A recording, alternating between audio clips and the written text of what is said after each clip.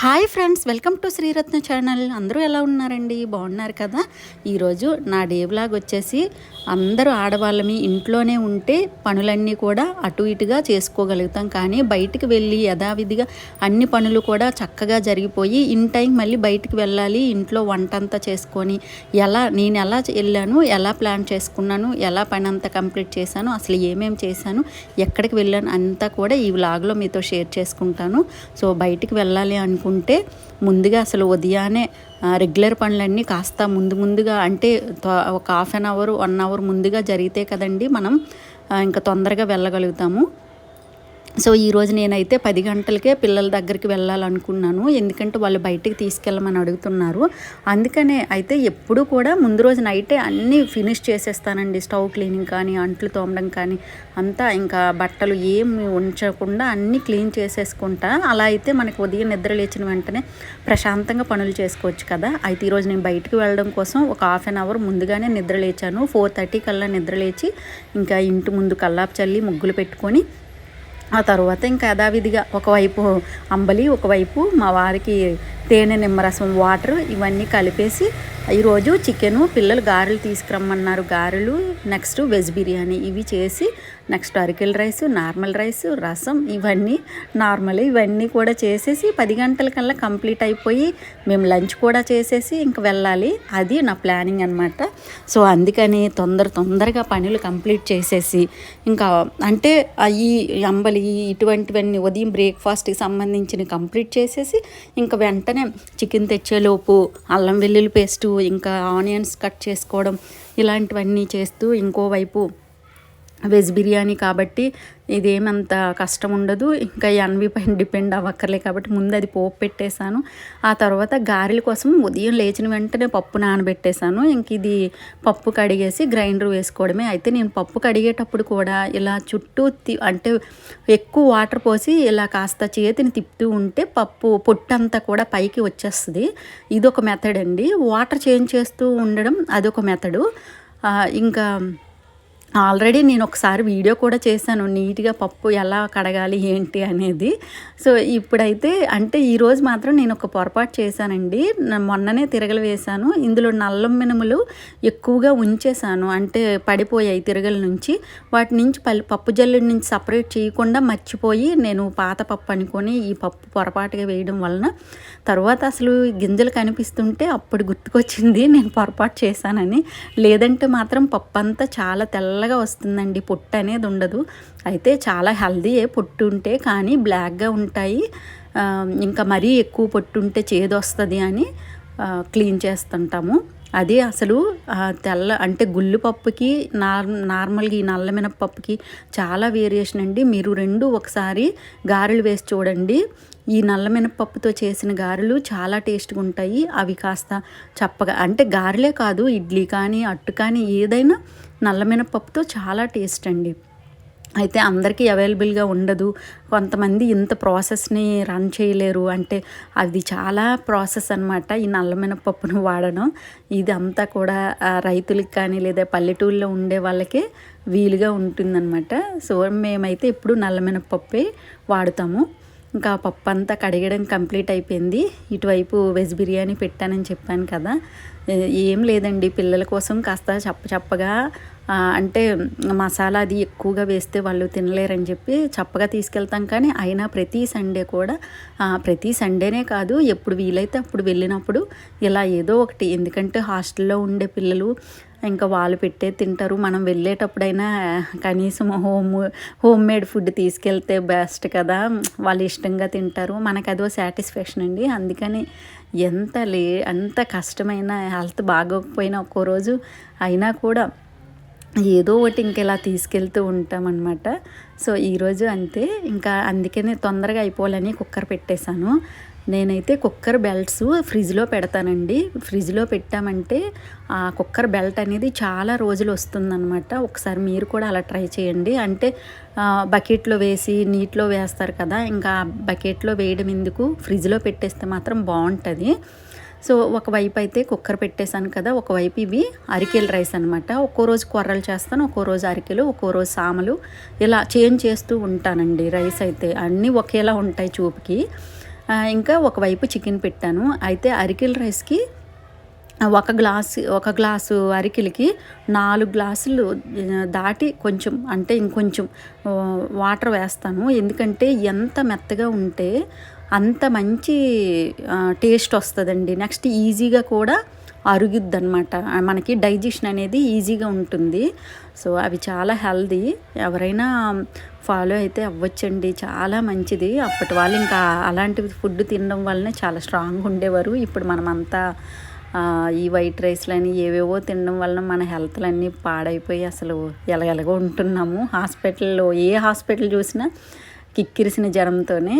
So ఇప్పుడు గారెలకి grinder అయితే వేసాను.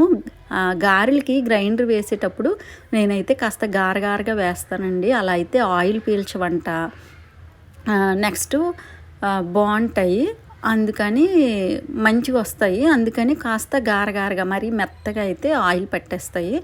ఎప్పుడైనా సరే ఆయిల్ పట్టినా కూడా ఇడ్లీ రవ్వ కానీ ఉప్మా రవ్వ కానీ కాస్త నీటిలో వేసి కడిగేసి ఈ రుబ్బులో వేసేస్తే మంచిగా అసలు ఆయిల్ అనేది పీల్చదు, చాలా బాగుంటాయి. అలా కూడా చేసుకోవచ్చు. అదొక టిప్ అనమాట. నేను అంటే చాలామంది గ్రైండర్ వేసినప్పుడు అది క్లీన్ చేయడానికి చాలా కష్టపడతారు, కానీ నేనైతే రుబ్బు అనేది ఇలా గ్రైండర్ తిరుగుతూ ఉండేటప్పుడే తీసేస్తాను. అలా అయితే కాస్త ఈజీగా నీట్గా రుబ్బంతా వచ్చేస్తుంది. నెక్స్ట్ కాస్త వాటర్ వేసి క్లీన్ చేసేసి ఈ వాటర్ అంతా కూడా సపరేట్ చేస్తాను. ఎందుకంటే గారెలు అయితే కాస్త బాగా లూజ్ అయిపోయి షేప్స్ రావు కదా. ఇది ఇడ్లీకి వాడేస్తాను. మొత్తం నీట్ చేసిన తర్వాత అప్పుడు ఓపెన్ చేస్తే ఇప్పుడు క్లీన్ చేయడం అనేది చాలా ఈజీ అండి. ఎవరికైనా అంటే కష్టంగా అనిపిస్తే ఇలా ఒకసారి ట్రై చేయండి, చాలా బాగా ఈజీ క్లీన్ అయిపోతుంది అనమాట. నెక్స్ట్ సింక్ దగ్గర ఆ పైప్స్ కూడా అవి పాడవ్వు.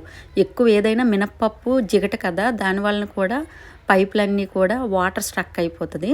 సో గారెలు కూడా వేసేసాను, చికెన్ రెడీ చేశాను. ఇంకా వంట అంతా ఫినిష్ అయిపోయింది. 9 o'clock కల్లా వంట ఫినిష్ చేసేస్తానండి. ఇంకా శనివారం అంతా కూడా మొత్తం వాళ్ళకి తీసుకెళ్లాల్సిన లగేజ్ అంతా శనివారం సర్దుతూ ఉంటాను. నెక్స్ట్ ఇంకా 10కి రెడీ అవ్వాలని చెప్పాను కదా. ఈ 1 hour కూడా అత్తయ్య గారికి లంచ్, వాళ్ళకి లంచ్ ప్రిపేర్ అంటే అంత బాక్సెస్ పెట్టడం, మేము లంచ్ చేయటం ఇలా ఉంటుంది. ఇదంతా ఫాస్ట్గా చేసేసి అయితే ఇప్పుడు రెడీ అయిపోయి మూవీకి వెళ్తామండి. ముందైతే పిల్లల దగ్గరికి వెళ్ళి అక్కడే స్కూల్లోనే లంచ్ పెడతారు, పేరెంట్స్ కూడా పెడతారు. ఇంకా మేము ఇక్కడే చేసేసి వెళ్తాము. సండే రోజు హాస్టల్కి వెళ్తే మాత్రం అసలు అందరూ మదర్స్ అందరూ లంచ్ తీసుకొని అసలు పిల్లల దగ్గర చాలాసేపు స్పెండ్ చేస్తూ సాయంత్రం వరకు ఉంటూ వాళ్ళ బట్టలు సర్దడం, వాళ్ళ బెడ్స్ సర్దడం. అయితే స్కూల్లో అందరూ ఆయాలు ఉంటారండి, వాళ్ళ బెడ్స్, వాళ్ళ బ్రష్లు అన్నీ. అంటే స్కూల్కి వాళ్ళు వెళ్ళిపోయిన తర్వాత వీళ్ళన్నీ నీట్గా సర్ది పెట్టి బెడ్స్ అన్నీ సర్దడం, బట్టలు సర్దడం అన్నీ ఆయాలు చేస్తారు. ఆడపిల్లలకైతే జడలు వేసేవాళ్ళు ఉంటారు. ఇంకా ఎంత కేరింగ్ అయితే బాగానే ఉంటుంది, కానీ ఇంకా అక్కడికి మనం కేర్ తీసుకునేది వేరు కదా. సో ఇంక స్కూల్కి అయితే వచ్చేసాము. ఇక్కడ ఇంకో ట్విస్ట్ అండి, అంటే ఏంటంటే పిల్లలకి అది ఫుడ్ తీసుకెళ్తాం కదా, అది చెక్ చేస్తారనమాట. అడుగున ఈ వాచ్మెన్స్ చెక్ చేస్తారు. ఎందుకంటే హోటల్ ఫుడ్ అయితే అలౌ చేయరు. అది మంచిదేలేండి, ఎందుకంటే ఏమైనా హోటల్ ఫుడ్ పాడయ్యి ఒకవేళ వాళ్ళకి ఏమైనా ఇబ్బంది అయితే పిల్లలకి అది స్కూల్ యాజమాన్యం వైపు అంటే పైన పడద్దు కదా. అందుకు వాళ్ళు హోమ్ మేడ్ ఫుడ్కి అయితే పర్మిషన్ ఇస్తారు, కానీ హోటల్ ఫుడ్కి అయితే పర్మిషన్ ఇవ్వరు. అంతా చెక్ చేసేసి లోపలికి పంపిస్తారనమాట. హోటల్ ఫుడ్ అయితే రిజెక్ట్ చేసేస్తారు. అయితే ఇంకా ఇక్కడ ఫుడ్ అనమాట అంతా కూడా మెస్లోకి వెళ్తూ ఉంటుంది. సో ఇంకా అక్కడైతే పిల్లలకి ఫుడ్ పెట్టేసి వెంటనే మేమైతే రెడీ అయిపోయి ఇంకా సిఎంఆర్ సెంట్రల్కి వచ్చాము. ఇక్కడ మూవీకి టికెట్స్ తీసుకున్నాము, కల్కి మూవీకి. అయితే లాస్ట్ సండే కూడా ట్రై చేసాము రావడానికి, కానీ టికెట్స్ దొరకలేదు. అందుకే ఈ సండే ప్లాన్ చేసుకున్నాం. పిల్లలైతే ఇంకా కల్కి మూవీకి తీసుకెళ్ళాలి అని అల్లరి చేశారు. అందుకని. కానీ నాకైతే ట్రాఫిక్ అంటే చాలా చిరాకు. ట్రాఫిక్ లేకుండా ఏదైనా మూవీ చూసేసి వచ్చేస్తే బెటర్ అన్నట్టు ఉంటుంది, కానీ తప్పదు. ఆ స్కూల్ తర్వాత ఇంక ఈ సిఎంఆరే కాస్త దగ్గరగా బాగుంటుంది కదా ఐనాక్స్లో అయితే, అందుకని ఇక్కడ మూవీకి టికెట్స్ తీశారు. సో పార్కింగ్ అయితే ఇక్కడ కార్ పార్కింగ్ చేసేసి లోపలికి వెళ్ళి మూవీ చూసేసి ఇంకా తర్వాత అసలు మెయిన్ ఏంటంటే కల్కి ఎలా ఉంది అనేది నాకు చెప్పాలనిపించింది, మీతో షేర్ చేసుకోవాలనిపిస్తుందండి. నాకైతే చాలా బాగా నచ్చింది. అంటే డిఫరెంట్ ఇది కంటెంట్, అంటే డిఫరెంట్ స్టోరీ అనమాట. మహాభారతం నుంచి అంటే లాస్ట్ పాస్ట్ టెన్స్ అనమాట. పాస్ట్ టెన్స్లో జరిగింది, నెక్స్ట్ ఫ్యూచర్ ఎప్పుడో జరగబోయేది, ఈ మధ్యలో ఇదంతా కూడా కలిపి తీసిన మూవీ అనమాట. అంటే మహాభారతంకి మనం ఎప్పుడైనా ఫ్యూచర్లో ఎలా ఉంటాము, ఎంత ఫాస్ట్గా జనాలు ఉంటారు ఏంటి అనేది ఇది మూవీ స్టోరీ అనమాట. అయితే ఇక్కడ గ్రాఫిక్స్ ఇవన్నీ అంటే మన తెలుగు మూవీ చూసినట్టు అనిపించకుండా ఏదో బాలీవుడ్ మూవీ చూసినట్టు ఆ విజువల్స్ అలా అనిపించిందండి. నాకైతే అలా అనిపించింది. అంటే మంచి క్యారెక్టర్స్ అనమాట. అంటే ఇది దీపికా పదుకునే కానీ, ప్రభాస్ అన్న కానీ, నెక్స్ట్ అమితాబ్ బచ్చన్, అసలు వీళ్ళు యాక్టింగ్ సూపర్ అనిపించింది. నెక్స్ట్ ఇందులో మంచి డైలాగ్ అండి, ఆ డైలాగ్ గురించి మీతో మాట్లాడాలి. అదేంటంటే దీపికా పదుకొనేకి అమితాబ్ బచ్చన్ చెప్తారు కదా, బాధ్యతలు బరువు మోసే వాళ్ళకే బాధ్యతలు ఇస్తాడమ్మా అని. అది నిజమండి. ఎందుకంటే చాలామంది మనలో నాకే ఎందుకు ఇలా జరుగుతుంది, అసలు నాకే అన్ని కష్టాలు, నాకే ఇలా బాధపడుతూ ఉంటాం కదా ఎప్పుడు మనకి ఏదైనా కష్టం వచ్చేటప్పుడు. కానీ అలాంటప్పుడు ఇటువంటి డైలాగ్స్ గుర్తుకొస్తే మాత్రం హ్యాపీ అనిపించేస్తుంది. ఏంటంటే మనం అది ఒక సవాల్గా తీసుకోవాలి. మనము ఆ ప్రాబ్లమ్ని కానీ అది ఫేస్ చేయగల కెపాసిటీ మనకు ఉంది కాబట్టే మనకు ఆ భగవంతుడు ఇచ్చాడు అని అనుకోవాలి. అలా అయితే మాత్రం మనకి అంటే కష్టం అనిపించకుండా దాని నుంచి ఎలా ఆ సమస్యని ఎలా సొల్యూషన్ చేసుకోవాలి ఈ ఆలోచనే ఉంటుందండి. ఇంకా ఇలాంటి ఏదైనా మూవీకి అంటే మనం ఒక మూవీ చూసామంటే అందులో నుంచి మనం ఒక మెసేజ్ని తీసుకుంటే కదా బాగుంటుంది. అంటే ఇంతగా అంటే ఒక మెసేజ్ ఇస్తే కదా ఆ మూవీ హిట్ అవుద్ది అనమాట. నాకైతే అలా అనిపించింది. ఇంకా కల్కి మూవీ ఏదైనా కల్కి మూవీ అనేది అంటే కల్కి 2 కోసం అందరం వెయిట్ చేయాల్సిందేనండి. బాహుబలి 2 కోసం ఎలా ఎదురు చూసామో ఇప్పుడు కల్కి 2 కోసం మరోసారి ఎదురు చూడాల్సిందే అనిపించింది లాస్ట్లో. సో నా ఒపీనియన్ అయితే ఇలా ఉంది. ఇంకా కల్కి మూవీ పైన మీ ఒపీనియన్ ఎలా ఉంది ఏంటి అనేది కూడా కామెంట్ బాక్స్లో కామెంట్ చేయండి ఫ్రెండ్స్. ఇంకా రిటర్న్ అయితే బయలుదేరిపోయాము, పిల్లల్ని స్కూల్లో దించేసి. అసలు సిఎంఆర్లో షాపింగ్ కూడా చేయాలనుకున్నాం కానీ టైం అయితే లేదు. మేము ఎగ్జాక్ట్గా ఈ ట్రాఫిక్ అంతా సిగ్నల్స్ దాటుకొని వెళ్ళేసరికి కరెక్ట్ టైం అయింది. నెక్స్ట్ మళ్ళీ కూడా సాయంత్రం కూడా అంతే, పిల్లల్ని కాస్త లేట్ అయితే అలౌ చెయ్యరు లోపలికి, మళ్ళీ ఇంటికి తీసుకెళ్లాల్సి వస్తుంది. ఇంకా అందుకనే అక్కడి నుంచి లెఫ్ట్ అయిపోయి కాస్త హోటల్లో టిఫిన్ చేసేసి అక్కడి నుంచి లెఫ్ట్ అయ్యి ఇంకా ఇంటికైతే చేరిపోయామండి. 10 అయ్యింది. ఓకే ఫ్రెండ్స్, ఈరోజు నా డే వ్లాగ్ అయితే ఇది.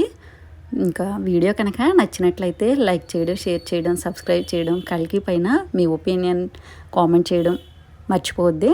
ఉంటాను మరి.